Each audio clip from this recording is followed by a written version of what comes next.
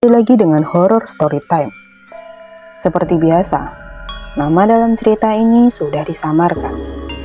Di malam hari, Andin harus kerja part-time untuk membiayai kuliahnya. Ia bekerja di sebuah toko burger yang tak jauh dari rumahnya. Dikarenakan kuliahnya selalu pulang sore, maka Andin sengaja meminta shift malam. Dalam pikirannya, jika ia bekerja di malam hari, tidak akan terlalu capek, karena pelanggannya hanya sedikit. "Kamu nggak ngantuk? Setiap malam kulihat kamu seger terus," tanya temannya. "Enggak kok, aku masih kuat," sahutnya. "Ya udah, aku rehat bentar ya di belakang, udah nggak kuat nih, ngantuk," ujar temannya sambil menguap. "Ya udah sana," sahut Andin. Tiba-tiba datanglah seorang wanita cantik. "Iya mbak, mau pesan apa?"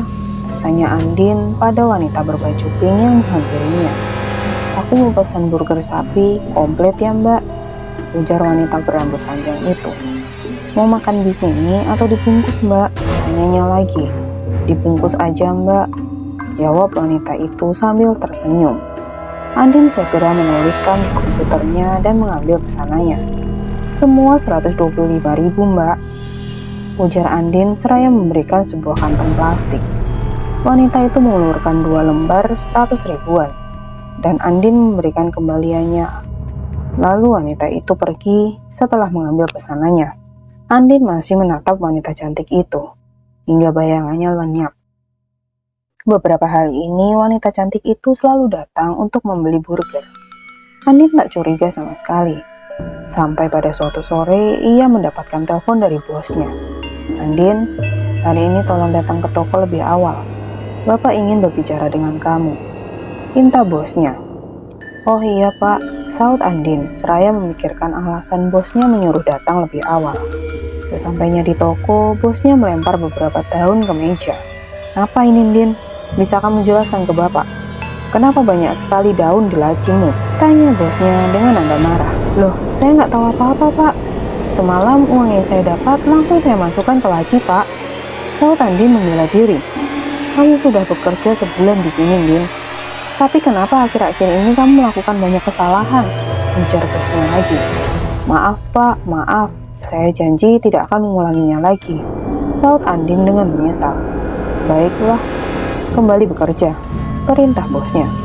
Andin pergi meninggalkan ruangan bosnya dengan perasaan yang berkecamuk. Malamnya, ia mengatur rencana untuk memisahkan semua uang yang ia dapat dari pelanggan. Ia penasaran, siapa yang sedang mempermainkannya. Seperti biasa, wanita cantik itu datang dan memesan menu yang sama. Andin pun memasukkan uang itu ke dalam amplop dan memberinya tanda. Di malam berikutnya, sebelum bekerja, rasa penasaran mulai mengganggunya. Ia langsung mengecek semua uang yang ia dapat kemarin. Ia membuka satu persatu amplop dan semua berbentuk uang. Hatinya sedikit lega. Sisa satu amplop milik wanita cantik yang datang tiap malam. Ketika dibuka, betapa kagetnya Andin karena melihat beberapa daun di dalamnya. "Apa ini?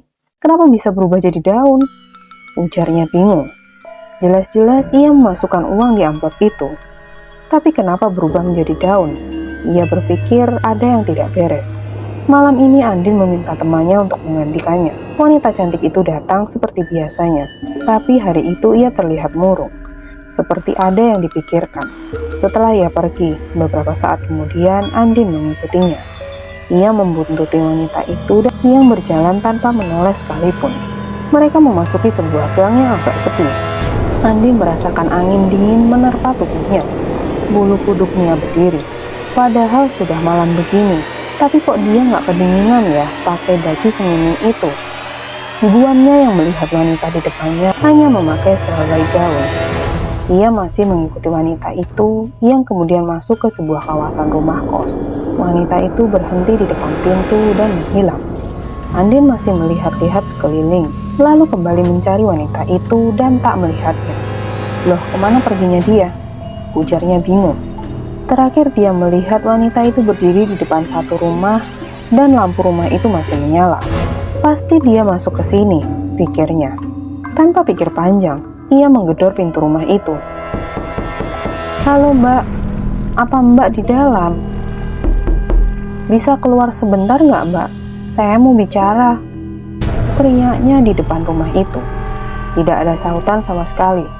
Ia melihat jam sudah menunjukkan pukul 3 pagi. Lalu ia melihat ada sedikit celah jendela yang terbuka. Ia mencoba melihat ke dalam. Dan betapa kagetnya Andin ketika melihat sosok tubuh tergeletak di lantai sambil melotot memandanginya. Ia langsung menelpon polisi dan juga mobil ambulans. Beberapa saat kemudian, bahkan tetangga lain pun ikut bangun karena suara bising dari mereka. Polisi mendobrak pintu rumah itu. Bau busuk pun mulai keluar dari sana.